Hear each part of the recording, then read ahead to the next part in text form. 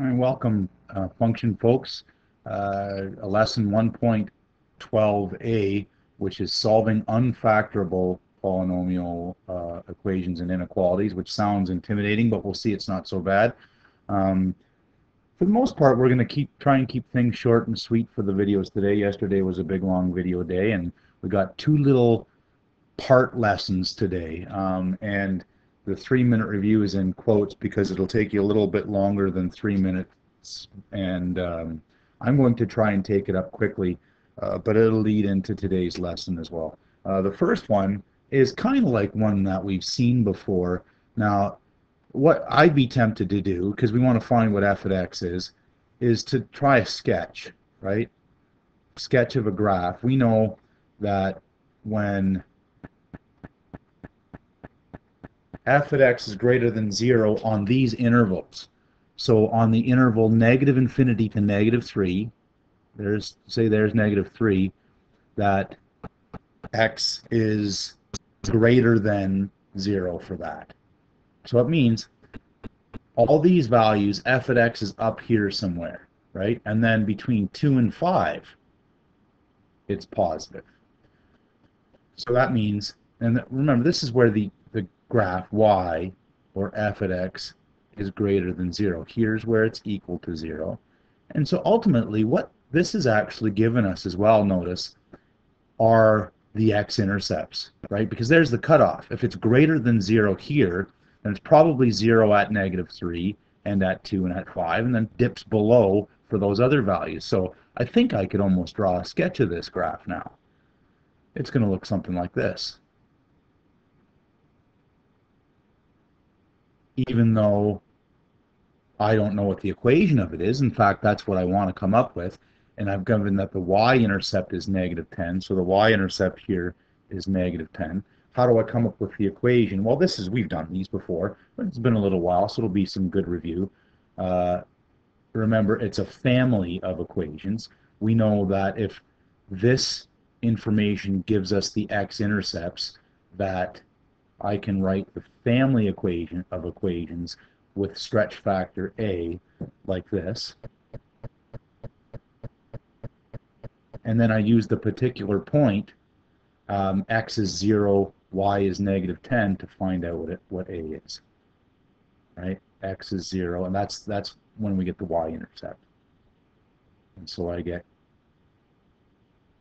30a is negative 10, divide both sides by 30, and I get a is negative 1/3 when I put it in the lowest terms. Therefore, f at x is equal to negative 1/3 x plus 3, x minus 2, x minus 5, and that's what it was on the sheet, gave you the answer there, and that's how you get it. The next couple, I've got the answer sort of written there. The be careful, there's a couple of reasons why be careful, but the approach I took, and there's several approaches you can take here, to solve the related equation. So I wrote the related equation, then I just solved this polynomial equation, right? Dividing by negative 3 on both sides is okay when it's a equation, right? I got to worry about when it's an inequality to change the direction of the sign. But as soon as I've decided to solve the related equation, I can divide and multiply by negatives as much as I like. Now notice here, when I get to this step, these aren't solutions. 2 and negative 1 aren't solutions here. I need to expand. This side needs to be 0, right? And that actually becomes a thorn in our side the whole time. That side must be 0 for us to use the factor theorem or whatever. So I expanded that and then collected like terms, and then I end up with this equation here, which is actually pretty easy to solve because there's a common factor. And notice, to this equation, if I was giving you this equation, it's got a double root. Now notice, our original equation was this mess, and I've sort of turned it into this using all the algebra.